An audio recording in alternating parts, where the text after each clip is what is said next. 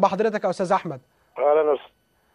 منورنا في استاد الدرجه الثالثه، ويا ريت لو توطي التلفزيون شويه عند حضرتك.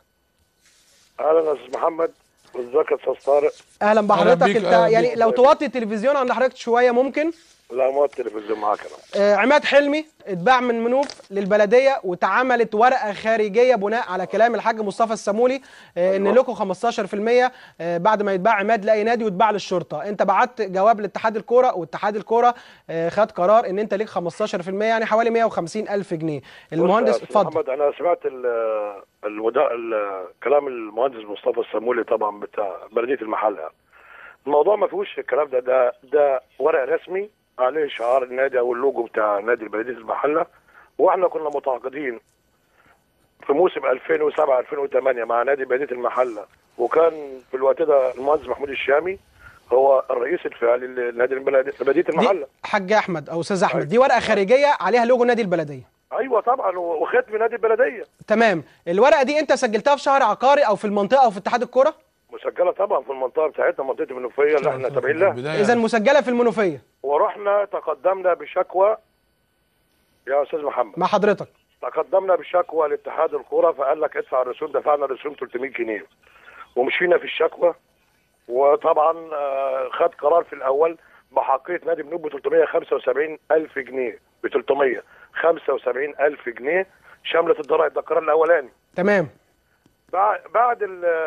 بعدها بشهرين ثلاثه فوجئنا بقرار ثاني بحقيه نادي منوف ب 150,000 جنيه. ومش زي ما بيقول بقى الاستاذ المهندس مصطفى السمولي ان الحاج محمود هو الماضي الورق. لا، ده قرار من مجلس اداره. هو عنده ورقه ممضي عليها من المهندس محمود الشامي. قرار مجلس اداره يا استاذ محمد. لا، هو بيقول هو الكلام الحاج مصطفى السمولي هو حس الاستاذ احمد القارح ان فيها مجامله.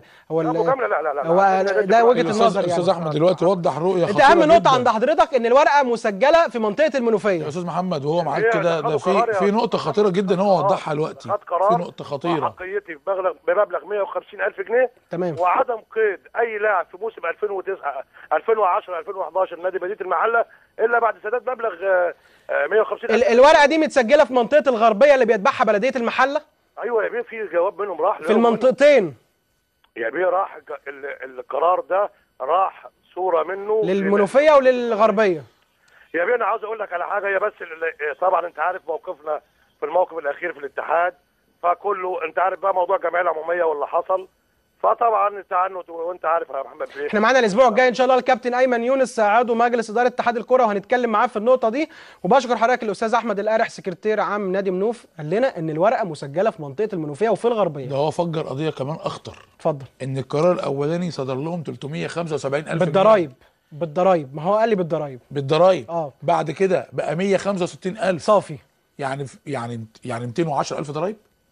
الله اعلم بقى ايه اللي بيحصل. مش معقول طبعا. لا احنا يا ريت برضه يا ريت تبعت لنا الاستاذ احمد القارح، يا ريت تبعت لنا صوره من الفاكسين اللي جولك من اتحاد الكوره، وايضا الحاج مصطفى السمولي يبعت لنا صور من الورق اللي عنده علشان نقدر نتكلم في الموضوع ده. استاذ محمد، هنا في مغالطه. دي قضيه خطيره جدا، لازم برضو حضرتك تتابعها والبرنامج يتابعها. ان القرار الاولاني 375,000 جنيه، القرار الثاني 165,000. انا وقفت عديتها لانه قال لي بالضرايب، فانا برضو قلت نبقى نحسبها مع بعض. مش 210,000 ضرايب. على العموم كابتن طارق هنشوف الموضوع ده اخر